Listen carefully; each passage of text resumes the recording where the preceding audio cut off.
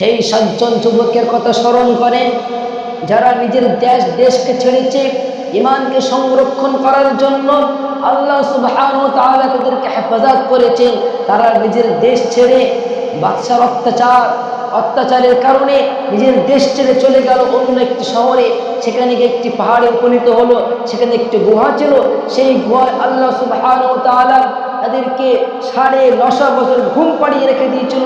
তারপরে আল্লাহ সুবহানাহু ওয়া তাআলা ঘুম ভাঙিয়ে দিয়েছিল। তারপরে তারা আপসের মধ্যে জিজ্ঞাসা করছিল, হায় রে কদিন ঘুমিয়েছিলি? কেউ বলছিল একদিন, কেউ বলছিল হাফ দিন। আরে সকালে ঘুমিয়েছি, বিকালে ঘুম ভেঙেছে, অর্থাৎ আমরা হাফ দিন ঘুমিয়েছি।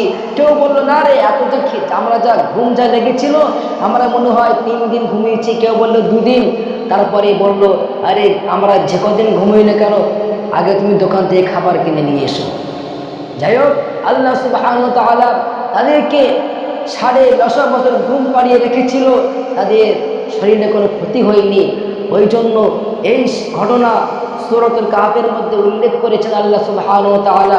এই ঘটনার মধ্যে আমাদের জন্য শিক্ষা রয়েছে, আমরা যদি ঈমানকে সংরক্ষণ করার জন্য, হেফাজত করার জন্য আমরা যদি পাকাপোক্ত নিয়ত করি, আল্লাহ সুবহানাহু ওয়া তাআলা আমাদের ঈমানকে সংরক্ষণ করবেন। আসলে আমরা ঈমানকে বুঝি না। ঈমান এমন একটি দৌলত, এই ঈমানের বরকতে, এই ঈমান যদি আমাদেরকে থাকে, আল্লাহ সুবহানাহু ওয়া তাআলা এই ঈমানের কারণে আল্লাহ সুবহানাহু ওয়া তাআলা এই পৃথিবী থেকে 10 গুণ বড় জান্নাত দেবেন।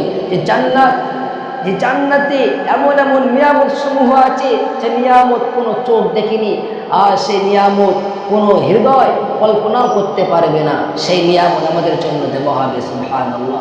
ওই জন্য আমাদের সর্বাবস্থায় উচিত হলো এই ঈমানকে সংরক্ষণ করে রাখা, আর এই ঈমানকে সংরক্ষণ করার জন্য শত চেষ্টা করা, সব কিছু ত্যাগ করে, কেননা ঈমান নিয়ে যদি আমরা মরতে পারি তাহলে আমাদের জন্য আসে সেই জান্নাত, অন্যথায় আমাদের জন্য রয়েছে সেই কঠিন আযাব জাহান্নাম। ওই জন্য আল্লাহ তাআলা আমাদের সকলকে এই ঈমানকে সংরক্ষণ করার জন্য আল্লাহ তাআলা আমাদেরকে শত কষ্ট সহ্য করার তৌফিক